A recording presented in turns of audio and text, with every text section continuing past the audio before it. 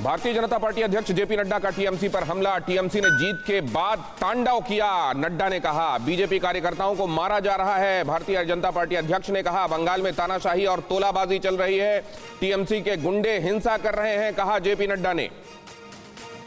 क्या कहा उन्होंने, सुनिए। चुनाव के नतीजे निकलने के पश्चात किस तरीके से टीएमसी के गुंडे और टीएमसी के गुंडे कार्यकर्ता वो हरण अधिकारी के घर में गए, घुस करके पहले अंदर घर में तोड़फोड़ की, महिलाओं को धमकाया, बच्चों को धमकाया, उनके ऊपर अटैक किया और मिसेज हरण अधिकारी, जो हरण अधिकारी की पत्नी थी, उनके मुंह पर वार किया, उनका दांत तोड़ दिया और बाद में हरण अधिकारी को वहां से निकालकर घसीटते हुए, पीटते हुए इस रास्ते से उसको ले गए और रास्ते में पीटते पीटते उनकी जान चली गई। वो शहीद हो गए।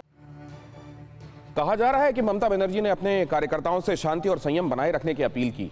अगर उनकी अपील होती तो उसमें यह क्यों जुड़ा हुआ था कि भारतीय जनता पार्टी और केंद्रीय बलों ने ज्यादती की लेकिन हम शांति रखेंगे? क्या ये उकसाने वाला नहीं था? अब कहा जा रहा है कि शपथ ग्रहण से पहले वो एक हाई लेवल मीटिंग कर रही हैं। ये हाई लेवल मीटिंग किस लिए हो रही है अगर टीएमसी ये कह रही है कि वहां से आने वाली ये तस्वीरें झूठ हैं? आइए आपको कुछ फैक्ट्स दिखाते हैं। देखिए जरा वहां क्या हो रहा है। बंगाल खून से लाल, चुनाव के पहले भी, चुनाव के दौरान भी और चुनाव के बाद भी। क्या ये हमारे लोकतंत्र के लिए स्वस्थ परंपरा है?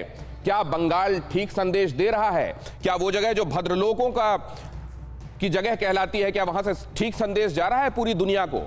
What Bengal thinks today is reflected in the rest of the world tomorrow. क्या ये है जो बंगाल संदेश देना चाहता है और वहां की सत्तारूढ़ पार्टी चाहती है कि संदेश जाए बंगाल की धरती से? जरा देखिए कौन कौन मारे गए भारतीय जनता पार्टी कार्यकर्ता। शोभा रानी मंडल, जगद्दल, उत्तर 24 परगना। शोभा रानी मंडल का बेटा बूथ कार्यकर्ता था, उनके ऊपर बाद में राजनीतिक प्रतिशोध उनसे लिया गया। उत्तम घोष, अगला नाम दिखाइए। उत्तम घोष, रानाघाट, नादिया से उनके ऊपर हमला बोला गया। अभिजीत सरकार जिन्होंने फेसबुक लाइव करके ये बताया भी कि देखिए किस तरीके से मेरे दफ्तर और घर में तोड़फोड़ की जा रही है, यहां तक कि मेरा जो पालतू कुत्ता है उसको और उसके बच्चों तक को मार डाला गया और अब कुछ भी हो सकता है, ये उन्होंने फेसबुक लाइव किया और उसके बाद वो जान से नहीं रहे।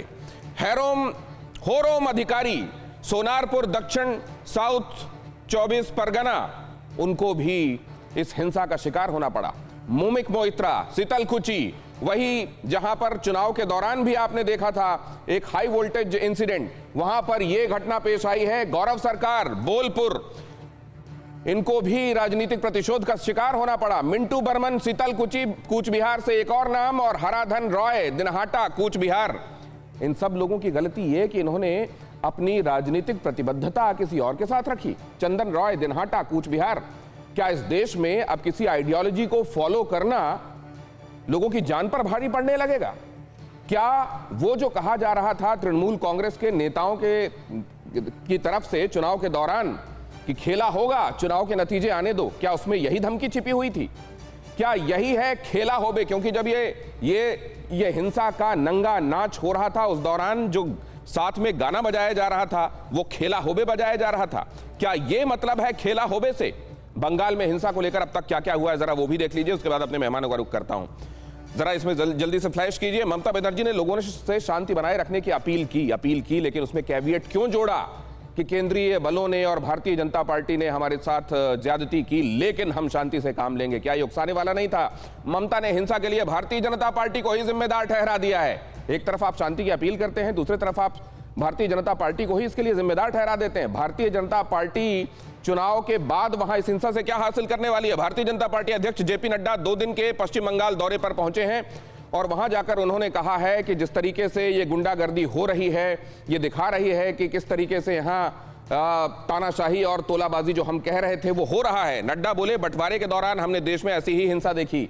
1946 का जिक्र, जब डायरेक्ट एक्शन डे, सोहरावर्दी का जमाना, वो पूरी घटनाएं आप में से ज्यादातर को पता है। 5 मई को देश भर में भारतीय जनता पार्टी प्रदर्शन करेगी, आप जानते हैं पूरा देश कोविड को लेकर त्राहिमाम कर रहा है। ऐसे में ये सब क्या हमारे देश को चाहिए? हिंसा को लेकर गृह मंत्रालय ने पश्चिम बंगाल से रिपोर्ट तलब कर ली है और जाहिर है इसके मायने बहुत गूढ़ देखे जा रहे हैं। दिलीप घोष और ममता बनर्जी से मिले हैं राज्यपाल धनखड़। दिलीप घोष और ममता बनर्जी दोनों से ही मुलाकात हुई है वहां राज्यपाल की। धनखड़ ने हिंसा पर अधिकारियों से रिपोर्ट तलब कर ली है। भारतीय जनता पार्टी के 9, टीएमसी के 5 कार्यकर्ताओं की हत्या का दावा दोनों तरफ से किया जा रहा है। तृणमूल कांग्रेस कह रही है नहीं, हमारे कार्यकर्ता भी इस हिंसा का शिकार हुए हैं। भारतीय जनता पार्टी ने कहा कि आप जीत के घमंड में इतने चूर हो गए कि उसके बाद राजनीतिक विचारधारा अगर भारतीय जनता पार्टी से किसी की जुड़ी हुई है तो आप उसको छोड़ नहीं रहे हैं। अड़ी सोमवार से शुक्रवार शाम 6 बजे सिर्फ TV9 भारतवर्ष पर।